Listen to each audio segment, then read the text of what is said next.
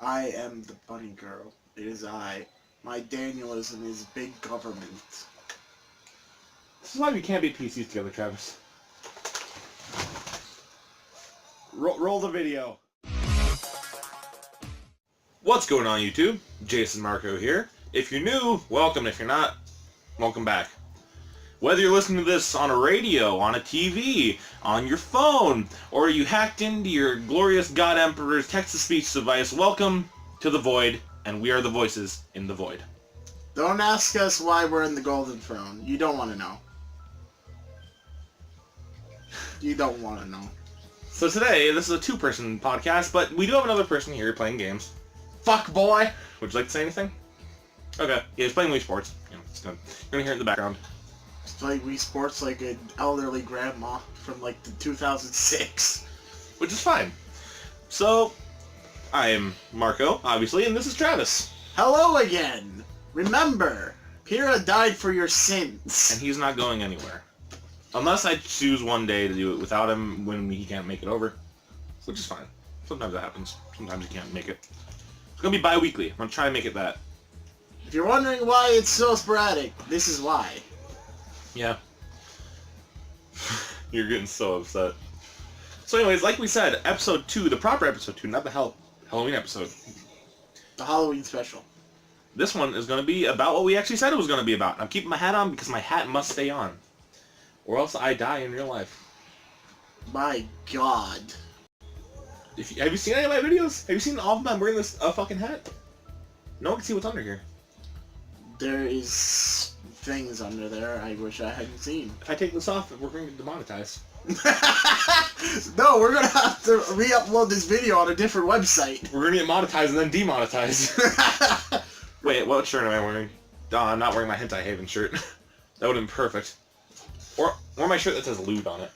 I swear to God, you're fucking turning into Dirk Strider. One of these days, I'm gonna fucking come to this house, open a closet, and there's gonna be a fucking pile of smuppets pouring out of there. No. Just Hentai Haven shirts. Maybe waifu shirts. Mark my words, you ironic, anime-loving piece of shit. I don't even watch anime. That's the best part. Most I watch is Yu-Gi-Oh! Some trash. So anyways, today we're going to be talking about role-playing games. The tabletop type, you know, like D&D, Fate Core. There's a lot of other ones. Shadowrun! Yeah, there you go. Oh. Yeah, he gets it. Because, fun fact, everyone in this room has participated in an RPG at some point. I, myself, have run and been a part of the PCs in a multitude of Fate Core games. My friend here has run a Fate Core game as well as been a part of multiple D&D campaigns. And the one off camera was actually one of the first people to be a part of one of the Fate Core games that I ran. Kind of hard to do. It was really fun, though. Very interesting characters. Yeah. Yeah. My friend decided to make his person, what was it called? McPenetrator, yeah. He was a McDonald's employee that had the penetrator from Saints Row. It was pretty nice. Jeez, I thought my character was wild. He's just an escaped lab experiment turned anarchist cowboy. I mean, to be fair, my character from the one Fate Core game, I kind of turned into a horrible character because you gave me the opportunity. Why did I have to introduce the potion of Ren? Well, I accidentally made it so that one of the effects was it grew like your breasts or the other thing. You were a dude. Your pee-pee. Your wee-wee. Yeah. I wasn't intending... I just wanted to come up with something useless. But then, I was able to ask him if it could work in to give it a charisma boost. And I shouldn't have. Yeah, I already had like a +2 in charisma, and then I went to a +7 by the end of the game. I should not DM Fate. I fucked up. Well, you can. You just have to like think ahead, because like Fate is very open-ended. Yeah, I need to... Next time I ever do that, I need to prepare. So, let's actually start with that. When it comes to running... You've run the D&D campaigns, correct? No, but I definitely have played in them. Okay. The only thing I've ever run was that one Fate game. Really? Yes. I thought... Oh, yeah, you are working on one, though, right now. Yeah, that's a horror campaign. So, that's gonna... I'm gonna bring that into my first question for today, because we have a lot of questions and stuff. What does it take? What do you have to think about when you're thinking about running a D&D campaign? Or being a part of it? Like, what kind of things do you have to take into account from the PCs? Or the DM? Alright, well, for DM, you gotta figure, alright, where are my players gonna get stuck on, like, a puzzle or something? And plus, the strength of the encounters? You need something that's a credible threat to your PC's lives. Yeah, obviously. But, you know, won't TPK them every single time. Yeah. Which is awful. Bad. Yeah, that's terrible. As a PC, you need to communicate with the other players and make sure that all the party roles are filled out. You know, like tanks, DPS. I mean, I'm using MMO terms, but you're getting what I'm saying here. Yeah. Also, you can ask me questions of a similar because that kind of helps with the talking. Sure.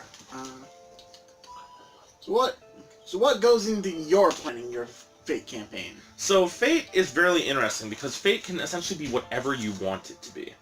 You can run some sort of weird campaign where you have everyone as just a party going through this, just like a video game journey, which you could do. You can make side quest stuff, which I kind of make mine more video game, kinda, just to make it so that the players can actually operate in it, because some players have a bit of a hard time not dealing with the fact that this is a tabletop thing. Like, my main two PCs that I've been running campaigns with, they have some difficult times sometimes.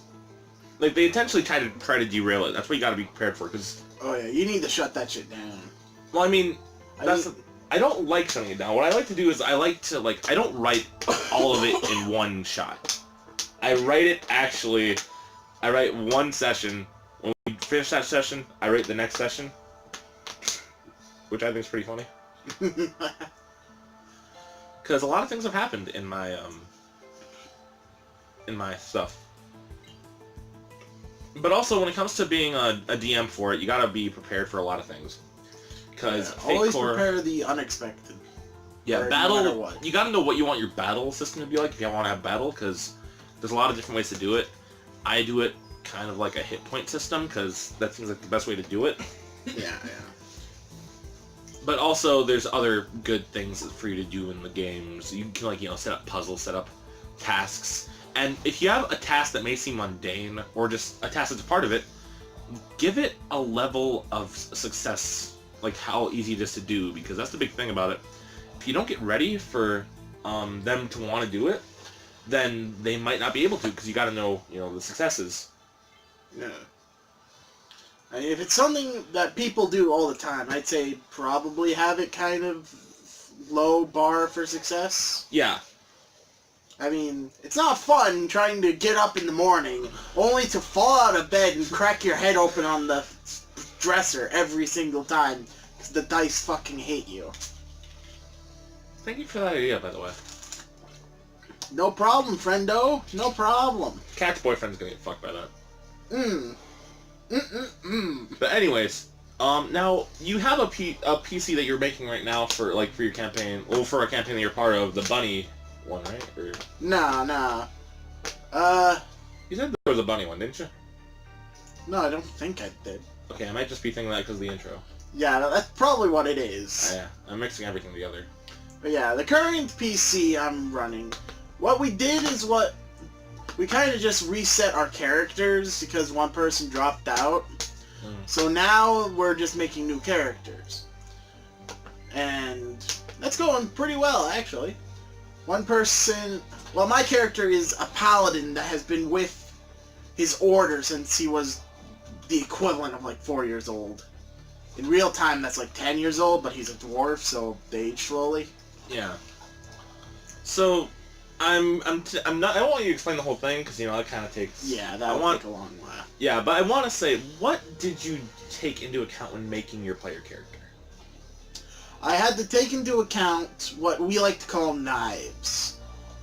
What that is something in your backstory the GM, DM, the guy can use. Say one of your knives is... your father disapproves of you, and you get a letter in the mail saying, "Come home right now, or I won't help you anymore." I'm explaining it terribly, but something for your character that can be used against you. Phobias, relations. Like things that are like a negative in the character. Like it doesn't even have to be not negative. a negative. I like to use this as an example for why I like building characters. They have to have some sort of flaw. Yeah.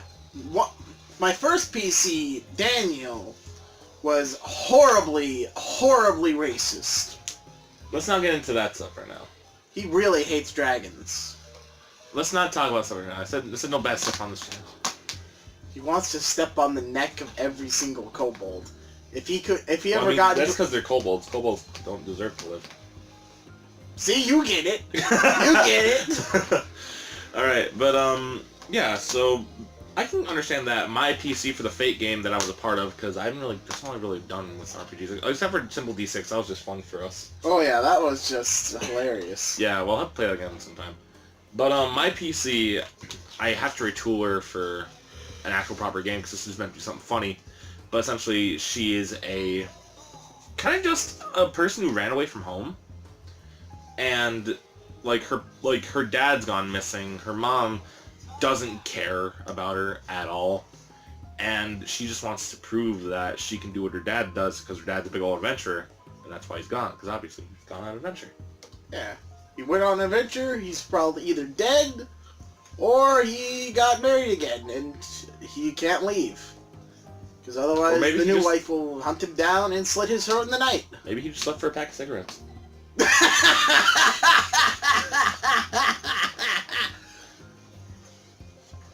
No, that was a good one. That was a good one. Me, that was terrible. Shut up.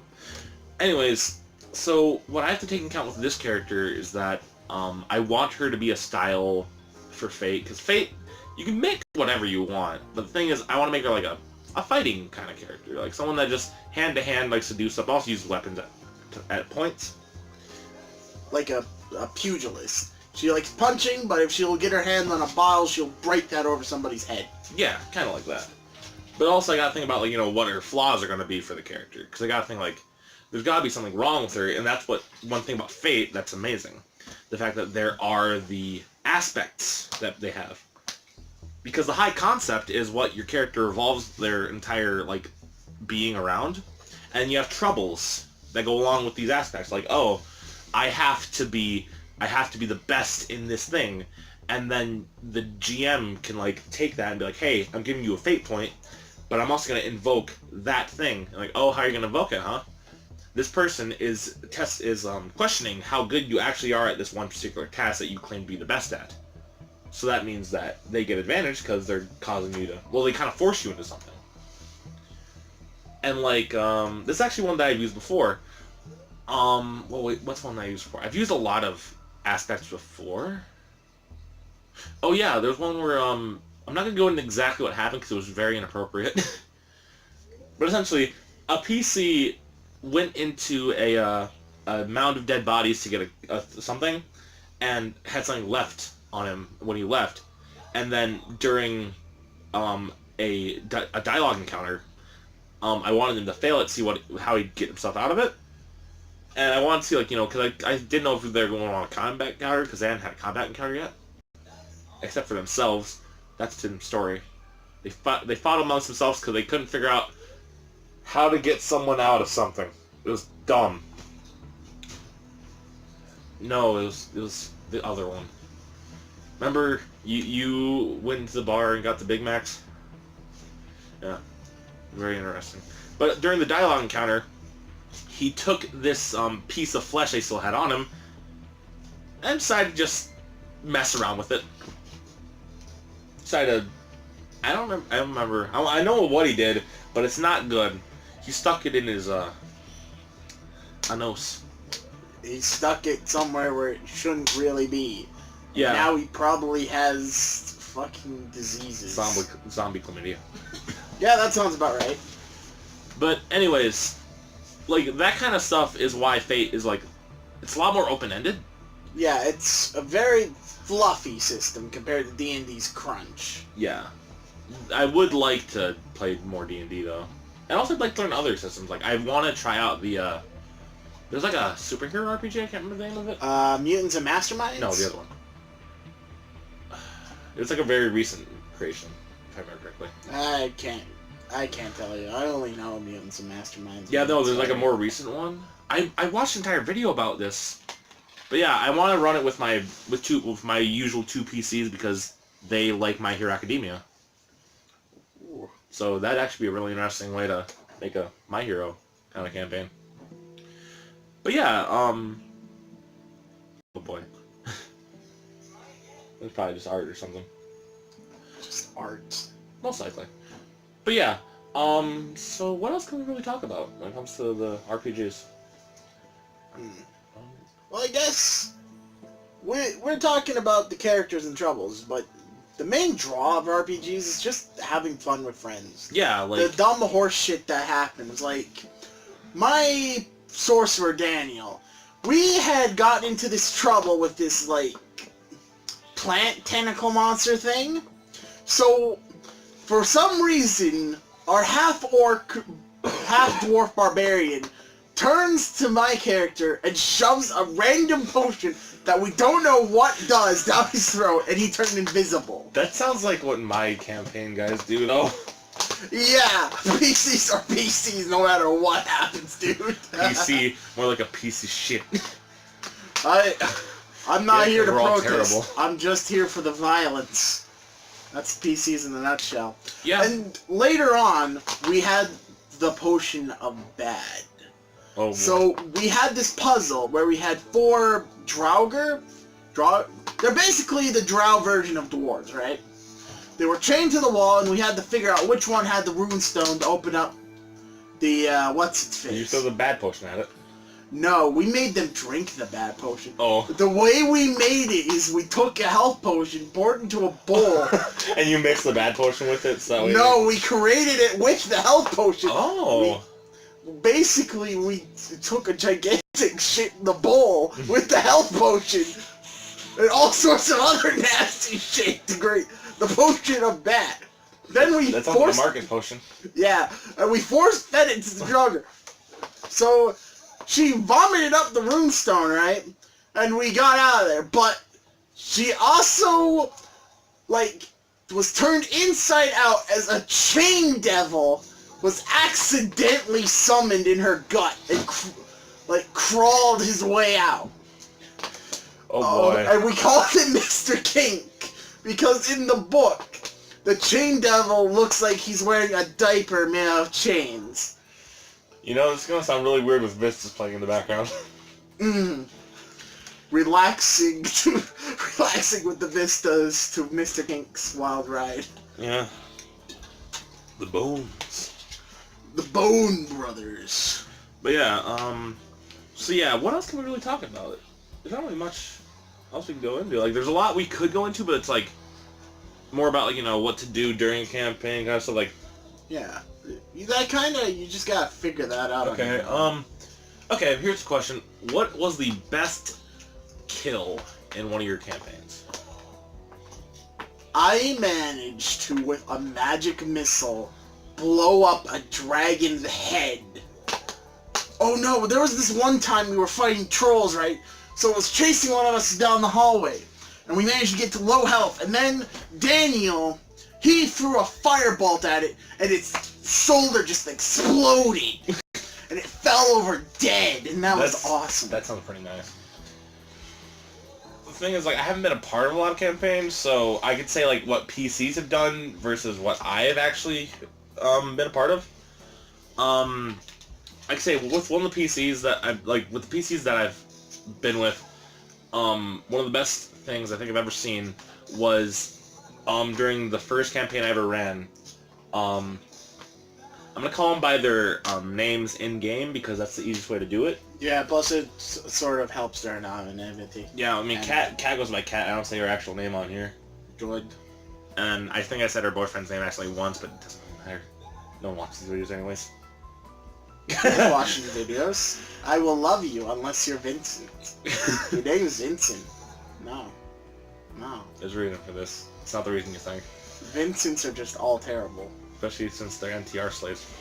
Oh, especially anyways, the NTR slaves. So the best one that I've seen from my PCs is when Spy decided that he would use his transforming things and make a bow and arrow.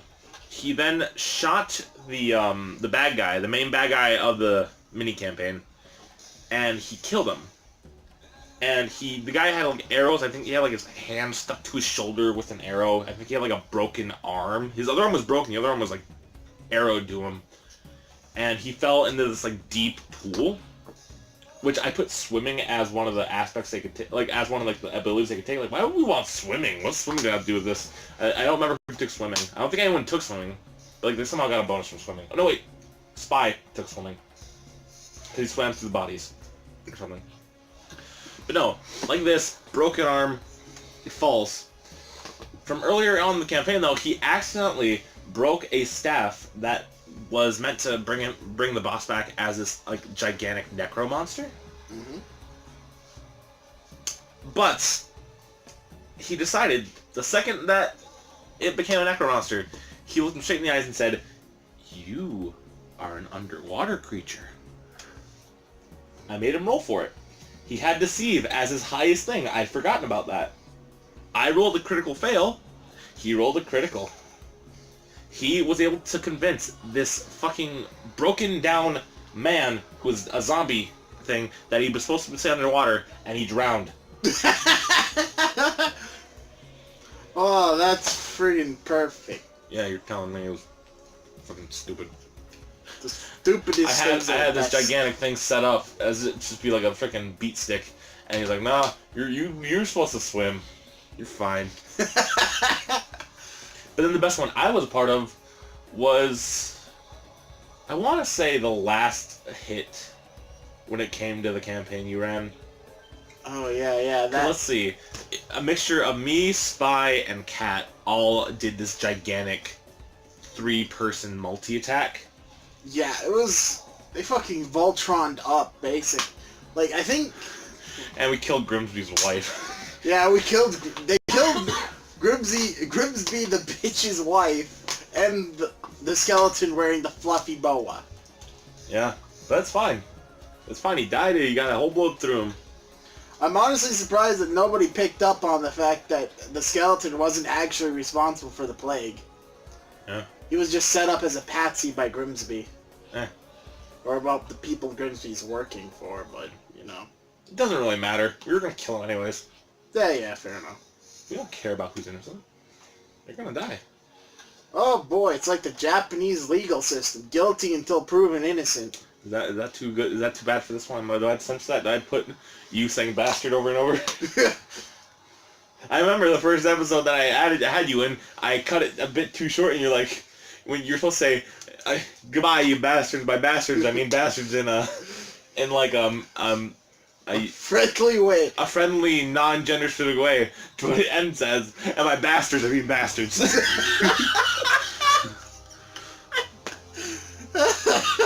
You know what? I think this is a good place to end this off.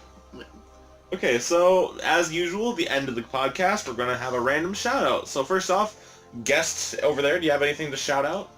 Nothing you want to put on the internet? Nothing you like on the internet? You like Chef? No! God. I'm not putting pornography sites in my description. That kills the man, you fool. This kills this man. I got a new subscriber. I got a notification of it. It's pretty funny. Ah, hell yeah. Thank you, Your subscriber. YouTube? Is it still the same channel? Okay, I'll have to look for it. So I'm gonna link my friend's YouTube channel. I don't know if he's been doing much on it. Maybe soon, but you know, you never know. I'll link his YouTube in the description. That'll be what he shouts out, and I'll just put it as he was a guest. He was here and he played Wii Sports in the background. That's fine. Maybe later he'll play Wii Sports while he's in the actual video. Maybe. Maybe. What do you have to shout out to, Travis?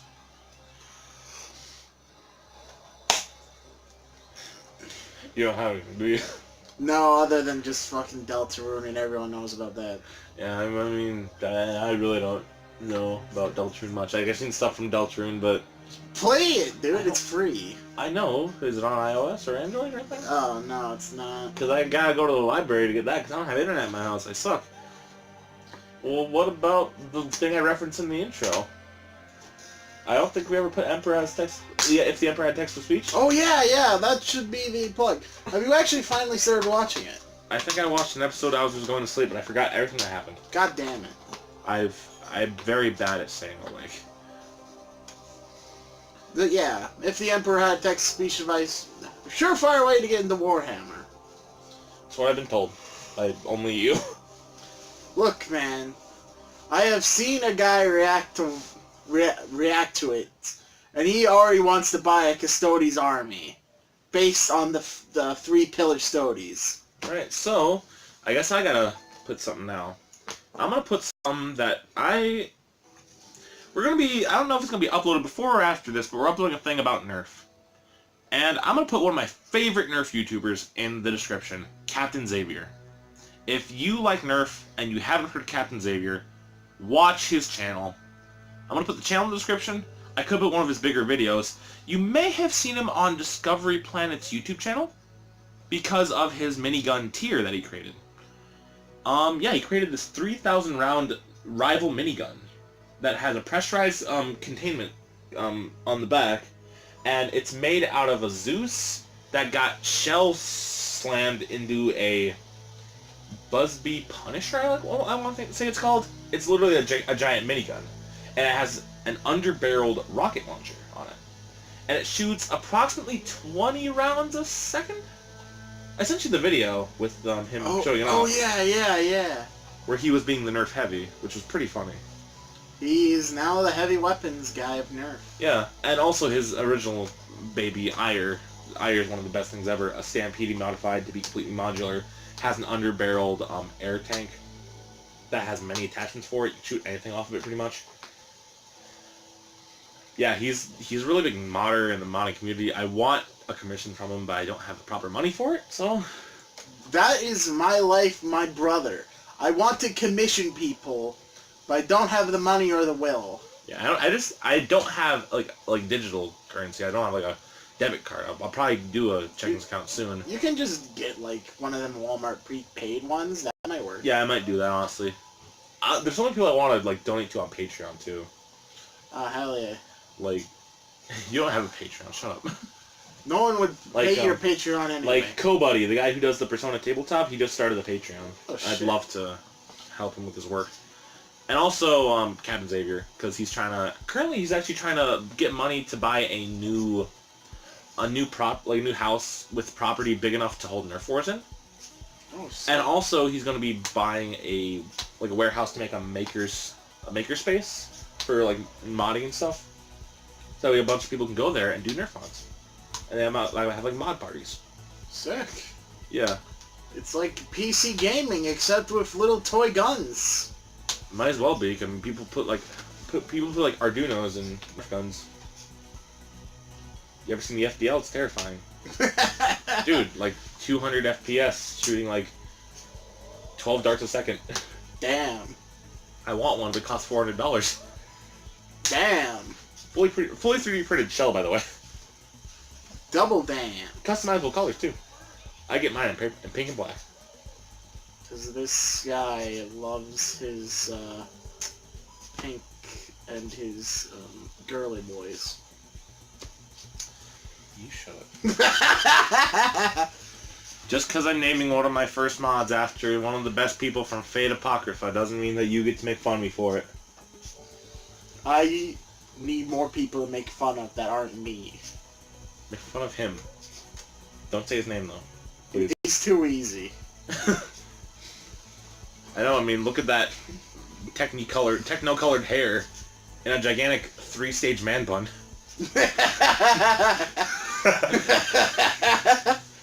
It looks like a snowman. You know, like, you got one, then you got another, then you got another. You should grow enough hair to do that, actually. Just like 1, 2, 3, like a snowman on the back of your head. Hey, it wouldn't be terrible. You can smack people with it. Play Wii Sports with your man bun. But anyways, I think that's the end of the podcast, so I think we're going to end it off. If you liked the video, leave a like. If you didn't, leave a dislike. Comment what was good. Subscribe if you're new. Touch the bell with your... Grab the bell. Yes, touch the bell with his pee-pee in particular. Trust me, you'll probably be the only person to touch his pee-pee. Not him. Or his dog. I kid. I'll leave him out of it. Can I say your dog's name? He's got a good name. Oh. You got a good dog. A very good Norwegian dog. Norwegian. No, not Norwegian. Nordic. I wanted the dog to be a mountain monkey. No. You ruined it. His dog is a god, don't you understand? And with that, that's what we're going to have in the video. So, I'll see you guys in the next video. Bye, guys. Kill me.